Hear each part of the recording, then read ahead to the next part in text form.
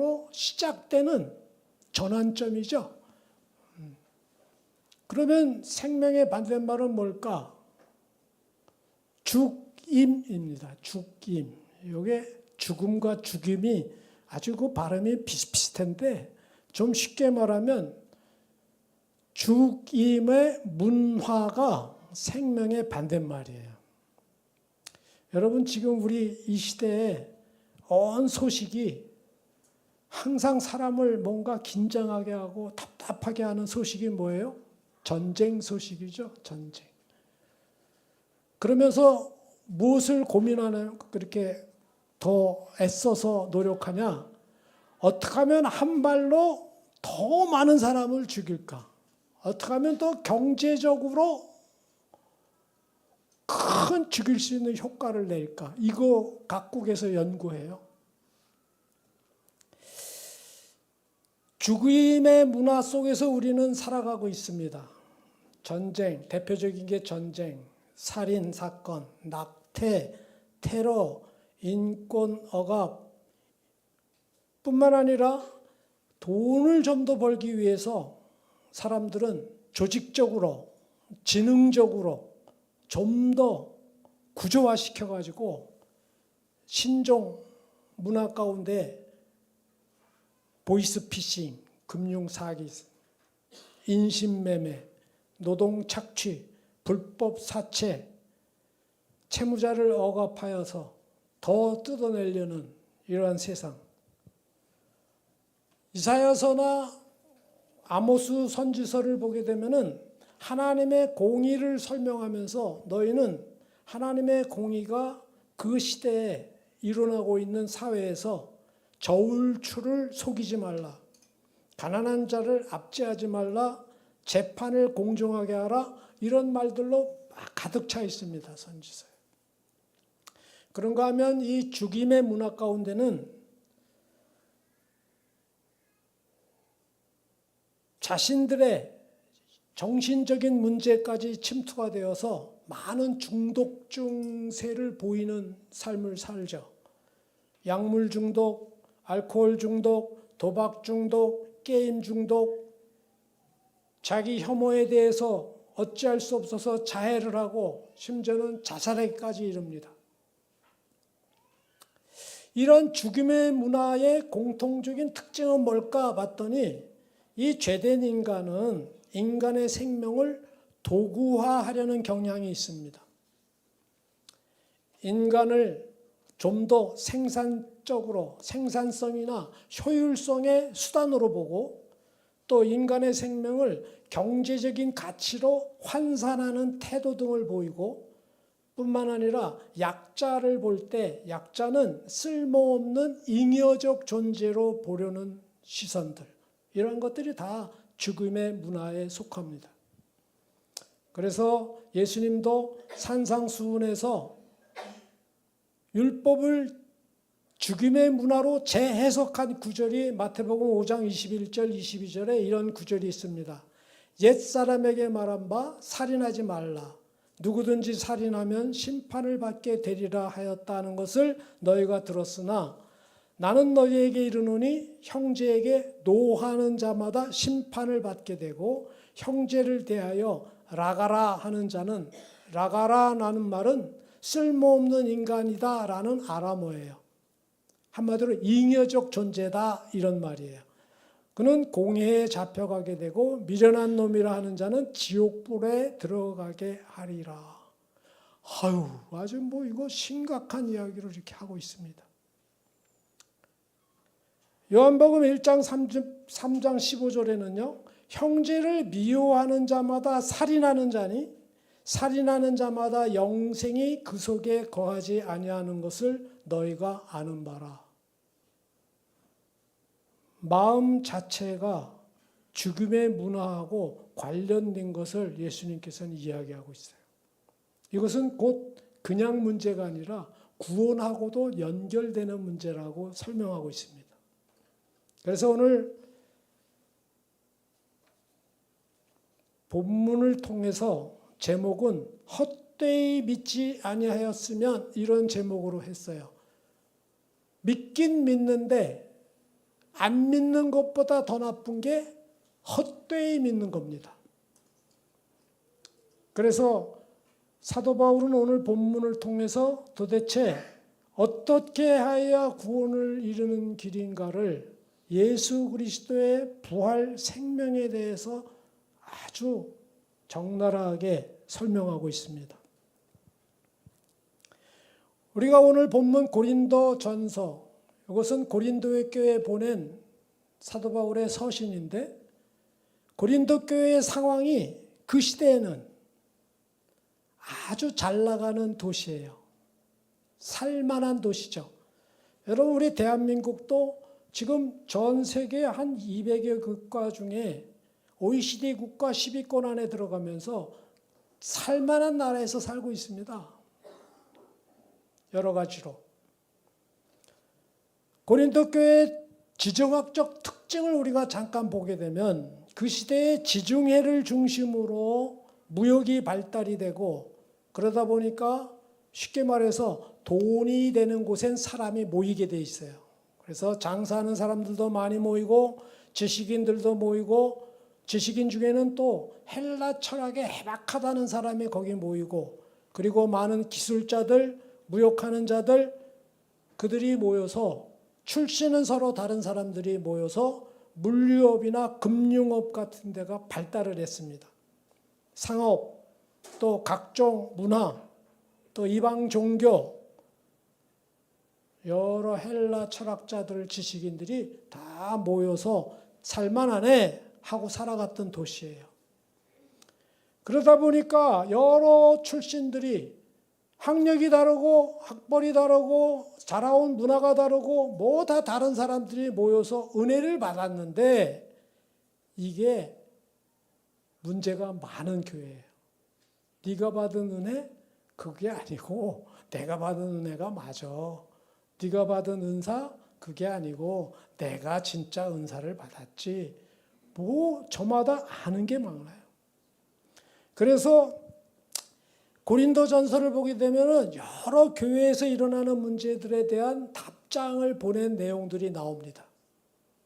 빈부격차가 크다 보니까 고린도전서 11장에는 성찬 때, 고린도전서 11장 21절 22절에는 이런 내용이 나와요. 자기 만찬 먼저 갖다 먹음으로 어떤 사람은 굶고 어떤 사람은 취함이라. 너희가 먹고 마실 집이 없냐? 하나님의 교회를 업신여기는 이 사람들아, 빈궁한 자들을 부끄럽게 하는 자다. 이런 말들을 해요. 왜? 빈부격차가 크기 때문에 자기가 먼저 먹고 취하고 다른 쪽은 굶어 나가고. 뿐만 아니라 성적인 타락 문제도 심각합니다. 고린도전서 5장 1절에 보게 되면은 아버지의 아내를 성적인 관계로 맺은 이야기가 나와요. 쉽게 말해 계모하고 성적인 교제를 하는 거예요. 그래서 고린도 사람처럼 산다, 이런 속담이 그 시대 때 유행했는데, 그 말은 곧 방탕하게 산다라는 뜻의 대명사예요. 또 혼합 종교가 가득했습니다. 우상 숭배에 대한 신전 문화가 가득했기 때문에 저들은 제사 음식 문제로 논쟁이 많았어요. 그래서 제사 음식에 대한 내용으로 고린도전서 8장이나 10장에는 사도 바울이 자세히 기록해 놓았습니다.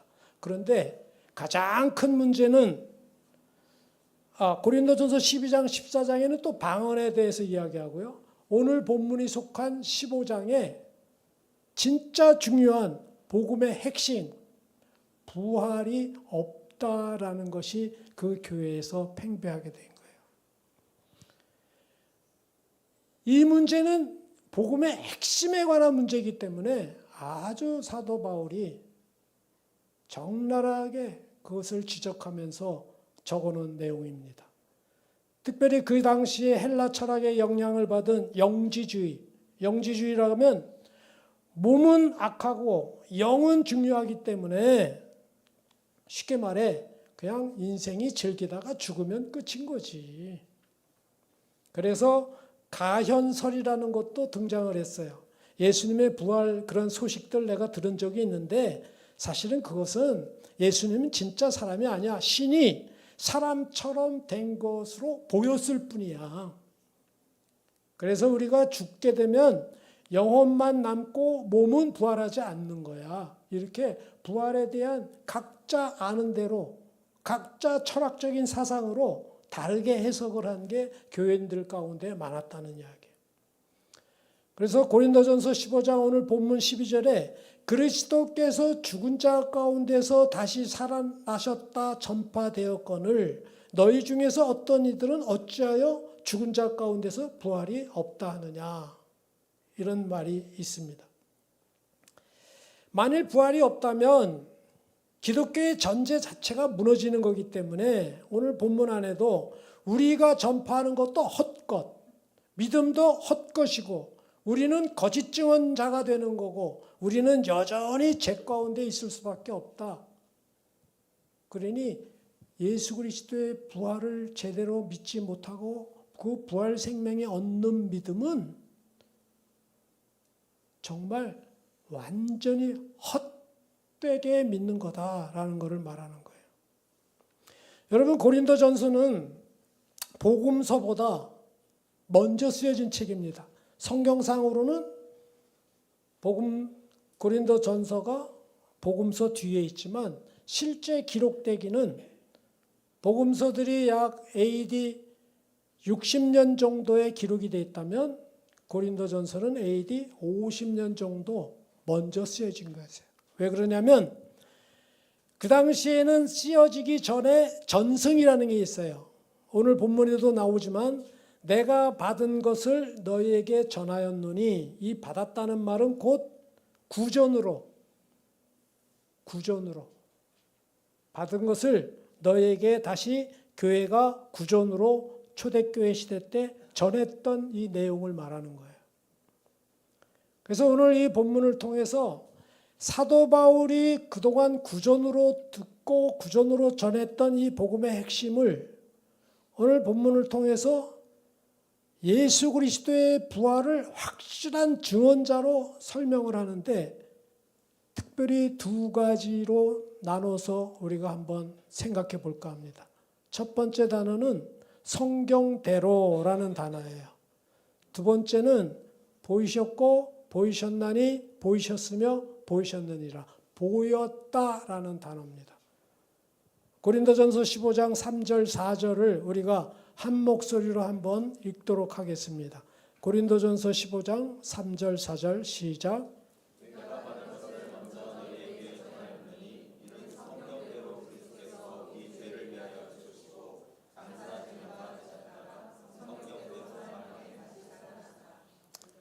성경대로, 생각대로, 세상 이치대로가 아니고 성경대로 예수 그리스도께서 죄를 위하여 죽으시고 성경대로 사흘 만에 다시 살아나시고, 성경은요 반복해서 나오는 단어, 이는 선지자에게 하신 말씀을 이루게 하려 함이라, 이렇게 계속 반복해서 나옵니다. 성경이 보여주는 전체적인 주제를 한 단어로 표현하라 그러면 구속사예요. 구속사. 구원의 역사. 더 풀어보면 하나님이 인간을 어떻게 구원하시는가에 대한 하나님의 언약의 책이에요.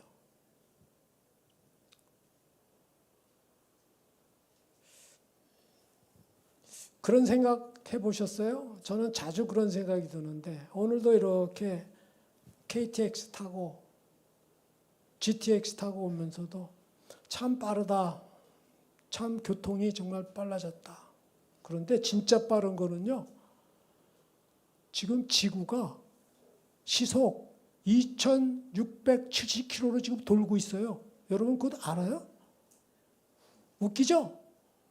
근데 실제가 그래요. 자전 한번 하는데 속도가 시속 2670km예요. 1670km. 만약에 170km로 달리는 차, 람보기니 같은 거 보면 와 빠르다 이러는데 그거의 10배보다도 더 빠르게 지금 돌고 있어요. 그런 가운데 우리가 살고 있습니다. 근데 이 도는 거는 3500년 전 모세 때도 돌고 있던 게 지금도 도는 겁니다, 여러분. 우리가 밤에 북극성의 별을 보는 거, 저거 북극성이야. 그거는요, 450년 전에 비쳤던 빛이 지금 우리가 보니까 보는 거예요. 별은 그 떨어진 게 너무 멀어서 광년, 1년에 들어오는 빛 속도로 계산을 하니까 450광년 떨어져 있으면 450년 전에 비쳤던 빛이 지금 내 눈에 있는 거라 이거예요. 이거를 우리가 알든 모르든 자연 법칙 속에서 우리는 살아가고 있어요. 만유인력 법칙, 연력학 제1법칙, 제2법칙 공부할 때 시끄러웠죠, 머리가? 엔트로피 법칙, 뭔 법칙. 이게 우리하고 상관없이 이 자연 속에 돌아가는 데서 우리는 살고 있어요.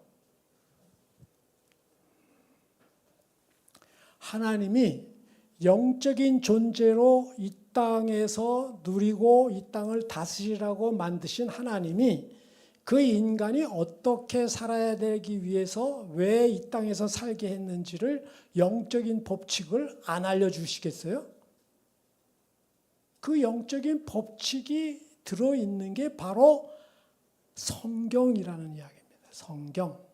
그래서 우리가 살아간다는 것은 성경대로 믿고 살지 않으면 우리의 믿음은 꽝 헛것이라는 거죠. 헛것이라는 거예요. 그래서 하나님께서는 이 구속의 역사를 기록해 주심으로 영적인 법칙을 하나님의 언약으로 약속된 하나님의 말씀으로 주시기 위해서 계속 언약을 체결해 나가셔요. 처음 세상을 창조하셨을 때 맺은 영적 법칙, 하나님의 언약, 생명나무 언약입니다. 또 노아를 통해서 하나님이 한번 심판하시고 언약을 맺으신 게 노아 무지개 언약이에요. 또 아브라함을 통해서 어떻게 구원 역사를 이끌어 나가신지 보이시기 위해서 맺은 언약이 횃불 언약이에요. 또 모세를 통해서 어떻게 구원하시는지를 나는 너의 하나님이 되고 너희는 나의 백성이 되라. 그것을 약속을 하신 것이 시내산 언약입니다. 그리고 다윗을 통해서 진정한 왕, 누가 통치하느냐? 진정한 왕 예수 그리스도가 태어나실 것을 약속을 해주시는 게 다윗 언약이에요. 너의 후손 가운데 태어날 거다. 그렇게 약속을 계속 맺었는데도 계속 약속을 어기고 언약을 깨뜨리는 이 백성들을 향해서 예레미야를 통해서 내가 새 언약을 맺겠다 해서 나온 것이 바로 이제 신약으로 넘어가기 직전의 마지막 언약이에요. 그래서 성경의 맨 끝에 요한계시록을 보게 되면 21장에 하나님께서는 처음과 끝을 언약으로 체결하고 어떻게 하나님의 백성 삼으시려고 했던 내용을 이렇게 기록하고 있어요. 또 내게 말씀하시되 이루었도다. 나는 알파와 오메가요 처음과 마지막이라.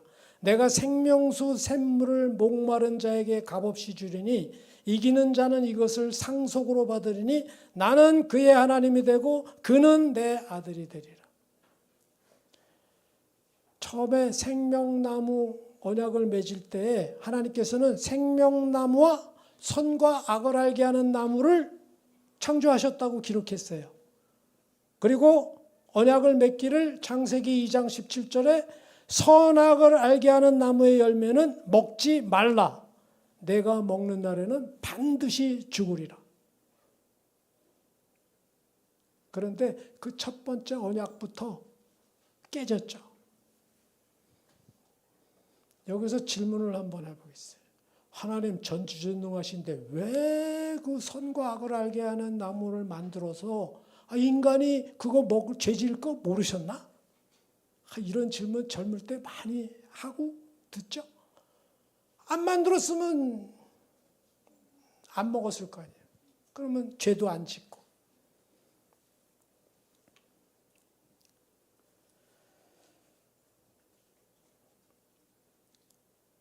그런데 선악과를 먹은 아담에게 하나님이 찾아오셔서 아담아, 내가 왜 그 선악과를 먹었니? 그랬더니 아담의 대답도 그래요. 하나님이 주셔서 나와 함께 있게 하신 여자, 그가 나무 열매를 내게 주었으므로 내가 먹었나이다. 이거 뭐 참 아주 답변이 똑 부러지죠? 그 말 속에는 뭐예요? 가로 열고 하나님이 저 여자 나 안 줬으면 내가 안 먹었어요. 이 말하고 똑같죠. 그랬더니 하나님께서 하와에게 너는 왜 그 선악과를 먹었느냐? 그랬더니 3장 13절에 뱀이 나를 꿰물어 내가 먹었나이다. 속에는 가로 열고 뱀 안 만들으셨으면 내가 안 먹잖아요. 요게 가로 닫고가 있는 거예요. 하나님의 계약, 언약의 말씀을 인간의 선택, 인간의 자유의지로 그것을 먹은 거예요. 그러면 인간이 그 선악과를 먹을 죄지을 그 자유의지를 없게 하면 되잖아. 제가 우리 아들 3살 때 생각이 나더라고요. 밥을 막 안 먹으려고 그러니까 아내가 어떻게 해서든지 먹이려고 한 숟갈 덜 먹이려고 막 이래. 내 속에서 부하가 이렇게 나더라고. 그러다가 그런 생각이 나중에 났어요. 리모컨 하나 만들어서 칩을 하나 박아놓고 밥 먹을 때 되면 1번 딱 누르면 밥상머리에 딱 앉고 잘 안 먹으려고 빼대면 2번 딱 누르면 지가 숟가락 딱 들고 대충 봐서 먹을 만큼 먹을 거 3번 딱 누르면 막 먹고 그러면 할렐루야 내 말 잘 듣는다 기쁘다 이럴까요 부모가? 여러분 하나님께서는 인간에게 인간의 자유의지를 주셨어요. 그런데 그 자유의지로 악을 선택하는 거예요. 죄를. 그래서 선악과를 먹기 전까지는 죄를 지을 수도 있고 안 지을 수도 있는 존재였어요. 그런데 선악과를 먹고 난 다음부터는 안 지을래야 안 지을 수 없는 인간이 돼버린 거죠. 이것은 하나님의 섭리예요. 어떤 소설가가 책을 쓸 때 그 안에 등장인물이 수십 명, 수백 명이 나온다 한들 그 처음서부터 끝까지 결과가 어떻게 될지를 다 계획하고 써요. 그렇죠? 자서전 그 당사자는 몸이 거의 죽을 듯해서 침대에 누워 꼼짝을 못하면 대필이 그 육성으로 들은 거를 써서 내는 게 자서전이에요. 성경의 저자가 누굽니까? 하나님이에요. 대필한 사람은 성경을 쓴 사람이죠. 하나님께서는 알파와 오메가 하나님의 섭리를 이미 이 안에 영적인 법칙을 다 적어놓은 거예요. 그런데 인간은 자기의 자유의지, 부여받은 자유의지로 자기 선택권이 자기에게 있는 걸로 알고 이 땅에서 자기 멋대로 살아갑니다. 요한복음 11장 47절에서 53절에 보면 예수님이 처음 공회에 자리를 하셔서 거기에 모인 사람들 가운데 특별히 그 공회에 모이게 한 이유는 그 당시에 대제사장, 바리새인들 이들이 예수님을 어떻게 할까 죄목을 잡아내기 위해서 처음 모인 장소예요. 한번 읽어보겠습니다. 이에 대제사장들과 바리새인들이 공회를 모으고 이르되 이 사람이 많은 표적을 행하니 우리가 어떻게 하겠느냐. 만일 그를 이대로 두면 모든 사람이 그를 믿을 것이요 그리고 로마인들이 와서 우리 땅과 민족을 빼앗아 가리라 하니 그 중에 한 사람 그의 대제사장인 가야바가 그들에게 말하되 너희가 아무것도 알지 못하는도다. 한 사람이 백성을 위하여 죽어서 온 민족이 망하지 않게 되는 것이 너희에게 유익할 줄을 생각하지 않은도다 하였으니 이 말은 스스로 함이 아니요 그의 대제사장이므로 예수께서 그 민족을 위하시고 또 그 민족만 위할 뿐 아니라 흩어진 하나님의 자녀를 모아 하나가 되게 하기 위하여 죽으실 것을 미리 말함이로라. 그러니까 대제사장이 헛소리 한 거 아니에요. 로마 치하에 있는 우리 유대인들이 그 한 사람 때문에 반란이 일어나는 분위기가 돼서 반란으로 로마 군인들이 로마 정부가 그것을 여겨가지고 우리 민족을 다 때려잡으면 어떡하냐. 그 한 사람만 없애버리면 우리 민족이 살잖아. 이 말을 아주 자기 논리대로 자기 생각대로 딱 말한 거예요. 그런데 성경은 51절에 이 말은 스스로 함이 아니요.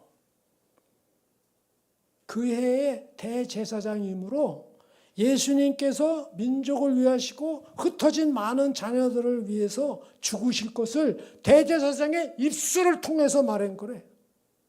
그러면 대제사장의 자유의지와 선택은 어떻게 된 거예요? 여러분, 예수님께서 가룟 유다를 통해서 은혜 십냥 팔리지 않으셨다면 십자가에 달려 돌아가실 일이 없죠. 십자가에 달려 돌아가실 일이 없으면 구원의 길이 안 열리죠. 구원의 길이 안 열리면 이거 뭐예요? 그러면 가룟 유다에게 감사 헌물 좀 드려야 되겠죠. 그래요? 하나님의 섭리 가운데 인간의 자유지와 선택은 거기에 따른 책임이 있어요. 그 책임을 어떻게 묻냐? 사람이 한 번 죽는 것은 정해진 것이로되 그 후에는 뭐가 있다? 심판이 있으리니 히브리서 9장 27절의 말씀을 우리에게 주셨어요.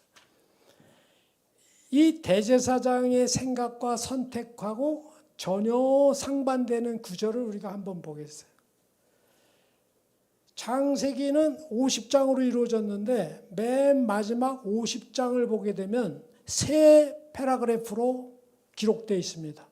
첫 번째 단락 문단은 요셉의 아버지 야곱의 죽음 사건 이야기를 기록해 놓았고, 마지막 단락은 요셉 당사자가 죽는 내용이 기록되어 있고, 아버지 요셉의 죽음과 당사자인 요셉의 죽음 사이에 형제들하고 대화한 내용이 기록되어 있어요.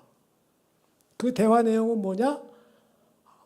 아버지가 야곱이 죽게 되니까 형제들이 두려워 떠는 거예요. 왜? 아버지 죽었으니 저 동생 요셉이 자기들을 팔은 거에 대해서 해야겠다. 그래서 용서해 달라고 구하는 거예요. 그러면서 아버지 핑계대요. 아버지가 용서하라고 그랬다. 그 말을 듣는 요셉이 막 울어요. 울면서 창세기 50장 19절에서 21절 이렇게 말합니다. 요셉이 그들에게 이르되 두려워하지 마소서. 내가 하나님을 대신하리이까. 당신들은 나를 해하려 하였으나 하나님은 그것을 선으로 바꾸사 오늘과 같이 많은 백성의 생명을 구원하게 하시려 하였나니 당신들은 두려워하지 마소서. 내가 당신들과 당신의 자녀를 기르리이다 하고 그들을 간곡한 말로 위로하였더라. 요셉은요, 자기 형제들이 자기를 노예로 팔아먹고 그 옛날에 자기를 이렇게 따돌린 것은 사건을 형제들의 선택과 형제들의 자유지로 한 거로 본 게 아니에요. 하나님께서 하나님의 섭리 가운데 우리 온 백성을 살리시려고 나를 먼저 애굽 땅으로 보내시게 한 스토리 가운데 내가 팔린 거니까 형제들은 걱정하지 마세요. 내가 하나님 대신하리니까. 이런 고백입니다. 이것이 그리스도인들의 갖고 있는 선택과 자유지와 또 그 무리 가운데서 일어나는 여러 상황을 받아들이는 인생관이 되어야 되는 거예요.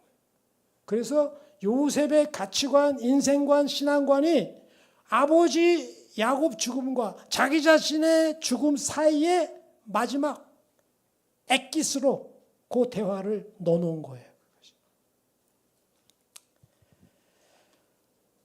두 번째로 오늘 본문을 통해서 성경대로 다음 나오는 구절이 보이시고 보이셨나니 보이셨으며 보이셨느니라. 고린도전서 15장 5절에서 8절 우리가 함께 읽겠습니다. 시작. 게바에게 보이시고 후에 12 제자에게와 그 후에 500의 형제에게 일시에 보이셨나니 그 중에 지금까지는 대다수는 살아있고 어떤 사람은 잠들었으며 그 후에 야고보에게 보이셨으며 그 후에 모든 사도에게와 맨 나중에 만삭되지 못하여 난 자 같은 내게도 보이셨느니라. 바울은요, 이 예수님의 부활 사건에 대해서 예수님은 부활하시고 40일 동안 보이러 다니셨어요. 보이러. 공생애를 하시기 전에 사람들의 갖고 있는 죄성을 스스로 체험하기 위해서 준비를 하기 위해서 며칠 동안 금식 기도하셨어요? 40일을 금식 기도하셨어요. 그리고 먹는 문제, 명예 문제, 우리 안에 있는 여러 문제들을 세 가지로 사탄의 시험을 다 말씀으로 성경대로 물리치시고 십자가에 죽으시고 사흘 만에 성경대로 부활하신 예수님께서는 또 40일을 성경대로 이루어진 것을 증명시키시고자 보이셨어요. 보이셨어요. 그거를 사도 바울이 지금 말하는 거예요. 내가 봤다가 아니에요. 그런데 사도 바울은 맨 마중에 만삭되지 못하여 난 자 같은 내게도 보이셨다라고 고백을 합니다. 기독교는요, 계시의 종교라고 합니다. 말씀으로 계시하고 기록된 계시, 또 말씀이 육신이 되어 우리 가운데 오신 예수님, 신이 인간이 되어 우리에게 보이신 계시, 또 부활하셔서 직접 40일 동안 보여주신 계시. 하나님의 말씀이 2000년 동안 하나님의 사람들을 통해서나 또 여러분들의 성경을 읽는 걸 통해서 말씀이 여러분들 속에 자꾸 보이시는 거예요. 계시를 하시는 거예요. 하나님께서 보여주시고자 아니하셨다면 보이지 않는 인간이 어떻게 하나님을 보겠고 어떻게 하나님을 이해하고 어떻게 하나님을 인식하겠습니까? 그러나 타 종교는 어떻게 해요? 인간이 신을 찾아 나섭니다. 열심히 구도 행위를 하고 열심히 뭔가를 노력하고 애씁니다. 신을 좀 찾아 구원을 얻고자. 그러나 우리 기독교 말씀의 종교, 계시의 종교는 하나님이 보이시고 하나님이 나타내시고 그것을 보고 듣고 믿는 것이 구원받는 길이에요. 그걸 은혜라고 합니다. 내 노력이나 내 공로나 내 지식의 정도하고 상관이 없는 거예요. 전혀 상관이 없는 거예요. 거저 주어지는 거예요. 그런데 한 가지 여러분 물어보겠어요. 사도 바울이 정말 부활하신 예수님을 봤습니까? 여러분, 사도 바울은요, 예수님의 부활과 예수님 부활하시기 전 공생애 때 참여하지 않았던 사람이에요. 도리어 박해하러 다녔습니다. 예수님이 메시아라고 생각을 안 한 거예요. 나중에 세월 지나 박해하려고 가는 길에 다메섹 도상에서 사도행전 9장에 보면 주님을 만나는 장면이 나옵니다. 그 장면을 한번 볼까요? 사도행전 9장 3절에서 5절 보겠습니다. 사울이 길을 가다가 다메섹에 가까이 이르더니 호련히 하늘로부터 빛이 그를 둘러 비추는지라.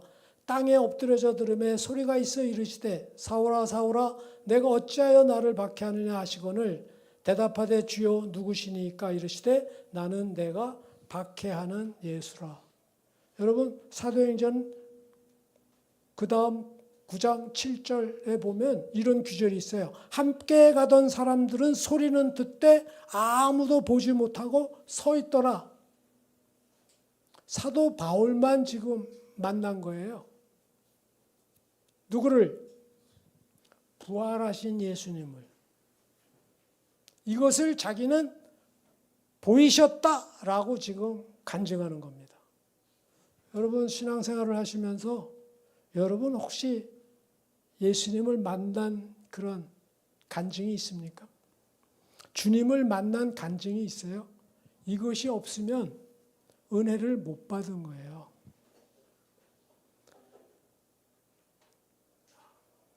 바울이 있을 때보다 더 명확하게, 더 자세히 하나님께서는 우리에게 성경 말씀을 많은 하나님의 자녀들의 이야기를 우리에게 주셨어요.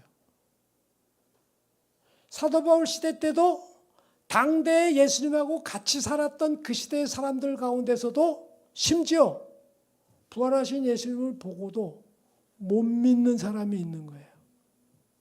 예수님의 공생애를 어떻게 하는지 다 들었어도 못 믿는 사람은 못 믿습니다.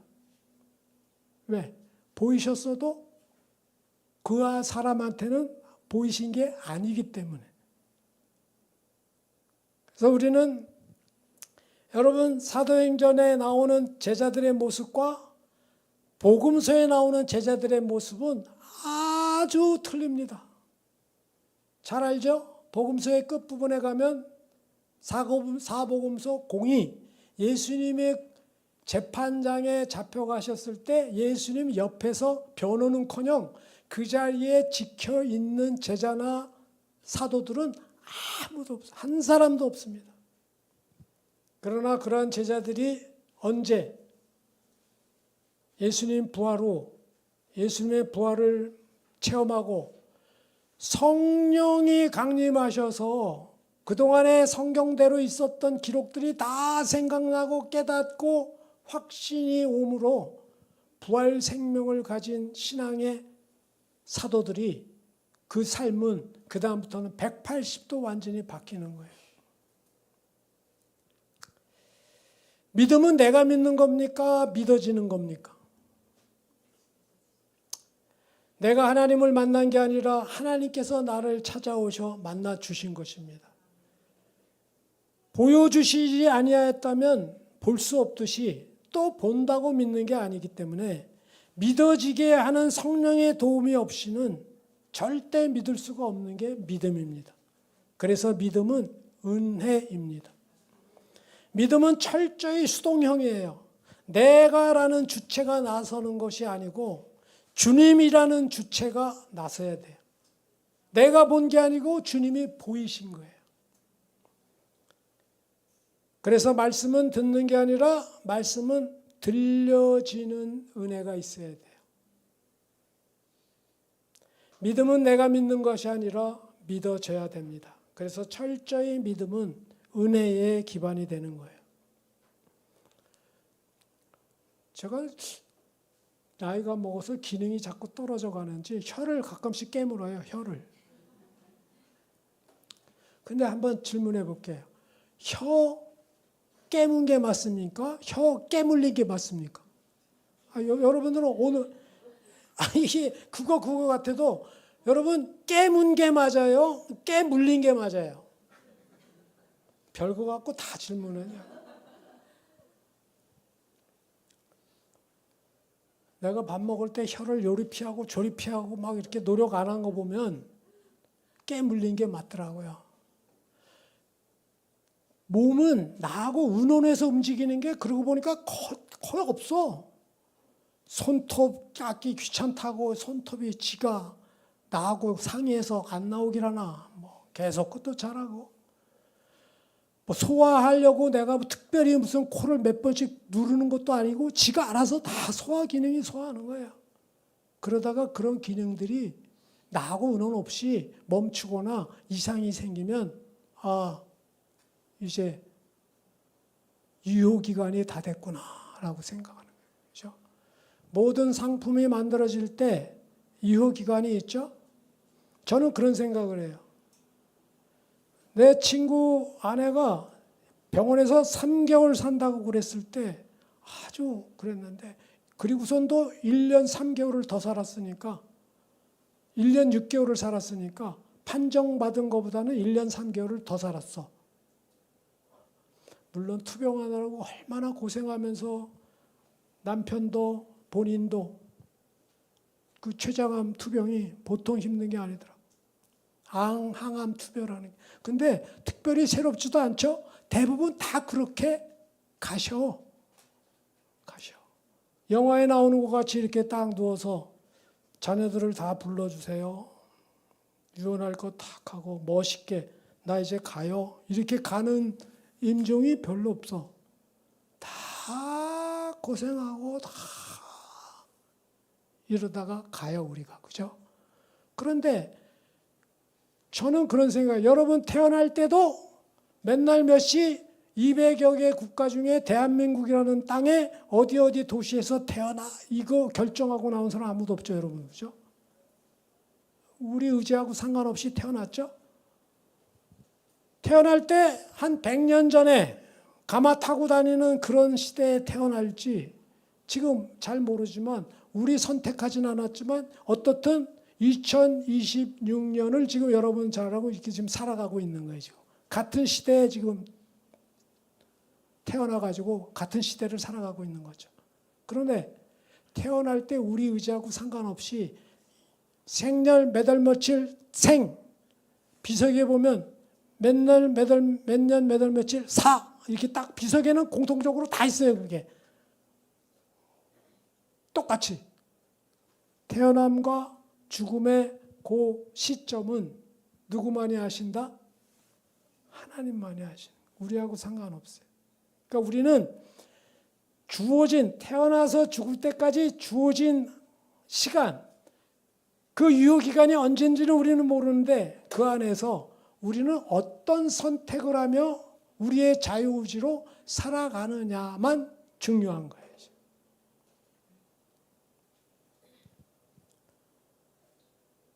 하나님 영역의 거를 너무 끄집어뜨려서 알려고 할 필요가 없어요.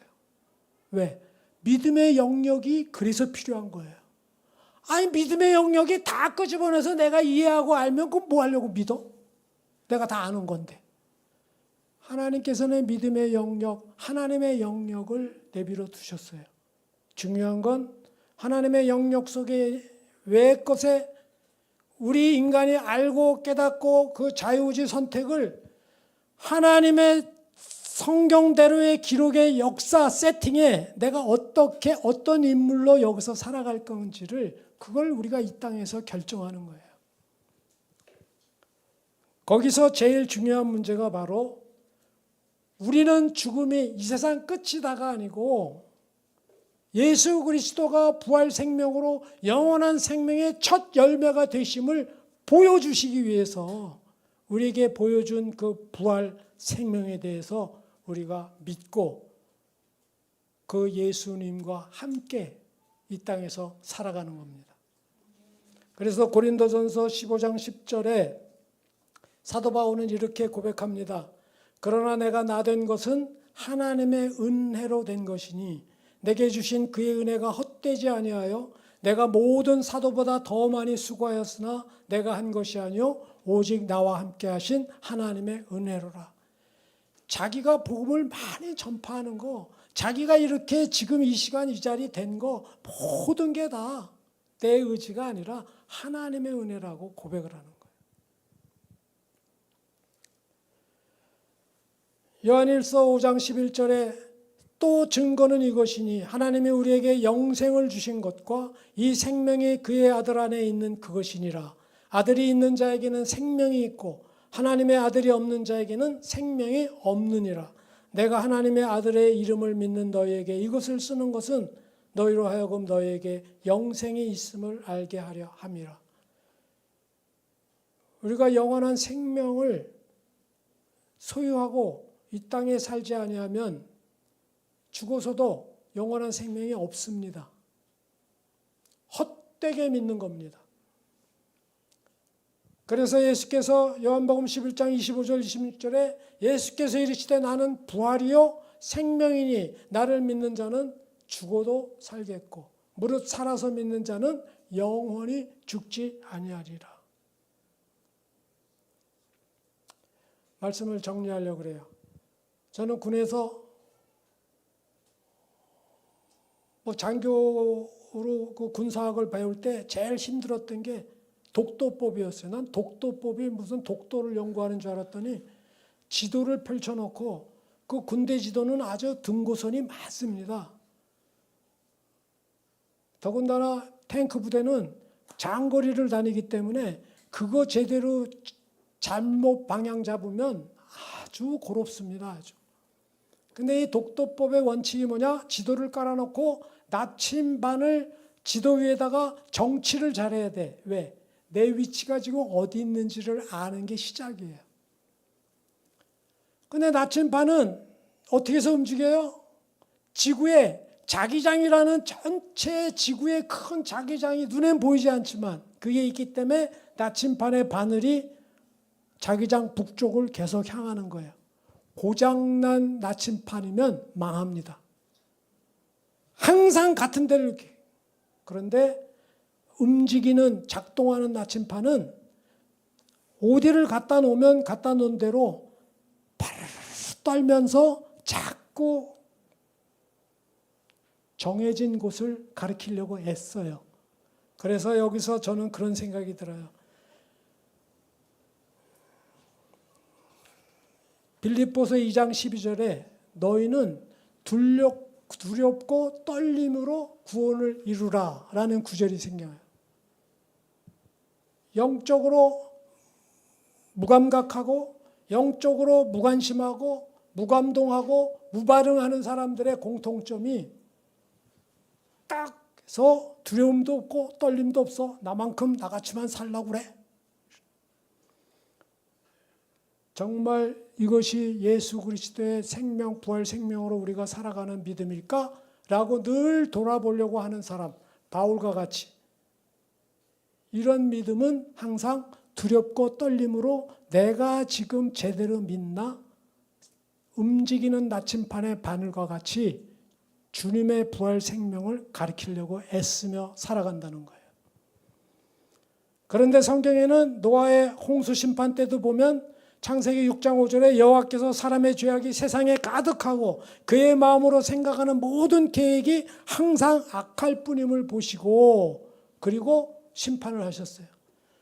소돔과 고모라 성을 심판하실 때 롯이 자기 사위들에게 19장 14절에 롯이 나가서 그 딸들과 결혼할 사위들에게 말하여 이르기를 여호와께서 이 성을 멸하실 터이니 너희는 일어나 이곳에서 떠나라 하되 그의 사위들은 농담으로 여겼더라. 에휴, 농담하시네.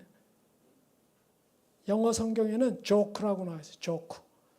삶을, 세상을 농담으로 살아요. 진지한 게 없어. 저도 예수 안 믿었으면 어디로 튈지 모르게 유머 감각도 뛰어나고 잘 놉니다. 그거를 하나님께서 붙잡아 주시기 위해서 이렇게 장례식장도 자주 보내셔요. 인생이 장난 아니다. 믿음 생활이 장난 아니다.